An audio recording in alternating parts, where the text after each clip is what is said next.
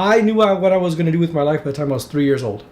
And it's the craziest story, and I repeat it to every journalist who's ever interviewed me, and there's lots of articles written on me from everything from the small newspapers to the New York Times. It's the same story. It's completely true. When I was 3 years old, I lived in Mexico. I live in Guadalajara. And my father was a professor there at the University of Guadalajara. And he took me to go see these murals by the Mexican muralist. His name was Jose Clemente Orozco. He took me to go see this particular mural called El Hombre de Fuego. He lifted me up to look at that mural, and at age 3, I looked at that mural. I knew exactly what I wanted to do with my life. Exactly, and I was 3 years old. I knew what I wanted. I just had to do. I had to become an artist with some political bent, and I had to work towards social justice. I even understood that at age 3. Well, my name is Diego Marcial Rios. I do a number of things for my living. God has blessed me with many talents. I have a number of different job set skills. I'm currently a full-time employment specialist for Catholic Charities Incorporated of San Francisco. I've worked there for about 13 to 14 years. On top of that, I'm also a professional artist. I show both nationally and internationally and have for almost 30 years. And also on top of that, I illustrate books. On top of that, I teach. And on top of that, I give public demonstrations and that sort of stuff. So I'm a very busy boy. My style of art, according to many critics, it falls into surrealism to expressionism. And so it's contemporary, Mexican-American, expressionism, surrealism, or something like that.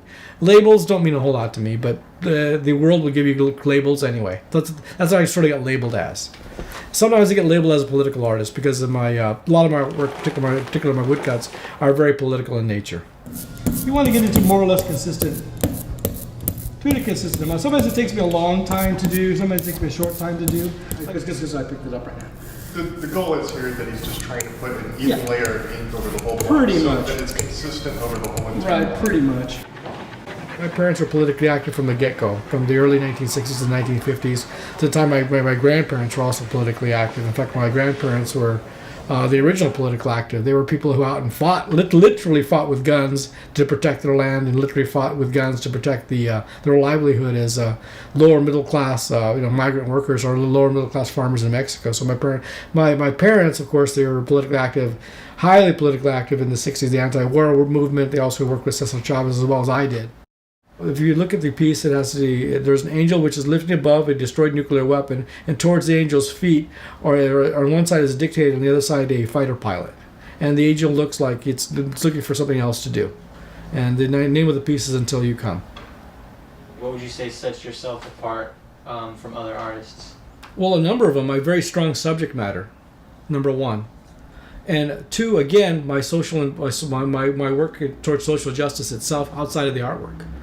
So, one, a lot of artists don't like to touch on really strong subject matter. They don't. If you look at 99% of the artwork, even in museums and stuff like that, a lot of these allegedly good artists or great artists, they're not touching upon work which is really tough or strong. They're not. You know why? Because they're weenies. But then again, that's my perspective towards it. Another thing that sets me completely apart is that I, again, work towards social change. I not only bitch about it, saying, you know what?